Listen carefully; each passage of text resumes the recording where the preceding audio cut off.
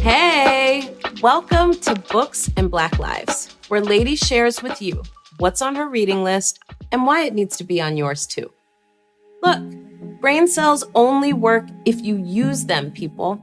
So let me help your brain get some of that good exercise.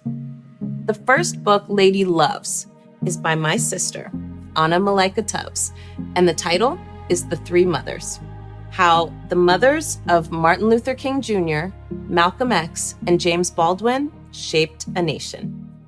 Now, first of all, I love how Anna's brain works.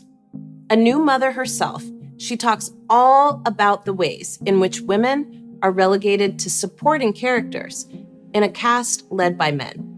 And she's no exception to this. In addition to being a new and brilliant author, and a mom that's ready to welcome baby number 2, she is also the better half to former mayor of Stockton, and also my homie, Michael Tubbs. People would often refer to her as the woman behind the man, and not only is that just incredibly sexist, it's wrong as two left shoes. She's the woman beside the man, with her own life, incredible accomplishments, and her own story. But the reason we love this book is because we learn so much about the ways in which the mothers of these incredible figures in history shaped the men that became so famous. In other words, where do you think they got it from? Alberta King was a fighter for justice, and she headed the church that Martin Luther King Jr. eventually headed. Louise Little was active in the UNIA that was headed by Marcus Garvey and worked for Black empowerment before Malcolm was ever called Detroit Red. Burtis was a beautiful writer and storyteller and shaped Baldwin's artistry. So what works for me about this book is that you really get a chance to see a more full picture of the families that these men were a part of, shaped by, and indebted to. Each of these women taught their sons how to fight.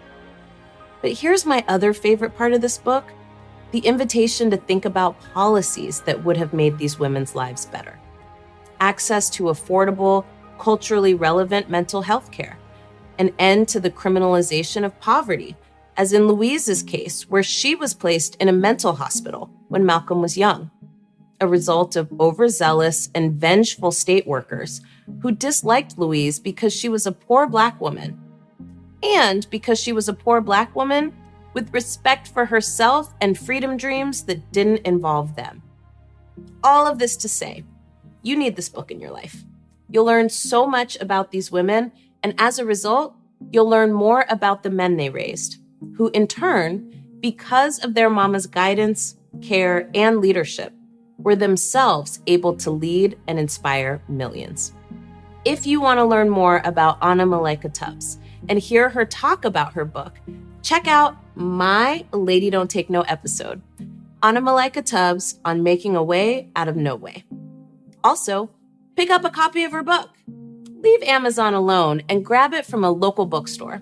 My favorite is Marcus Books here in Oakland, but if that one's too far for you, use one near you. That's it for Lady Garza, but we'll be back soon with another episode of Books and Black Lives, so stay tuned.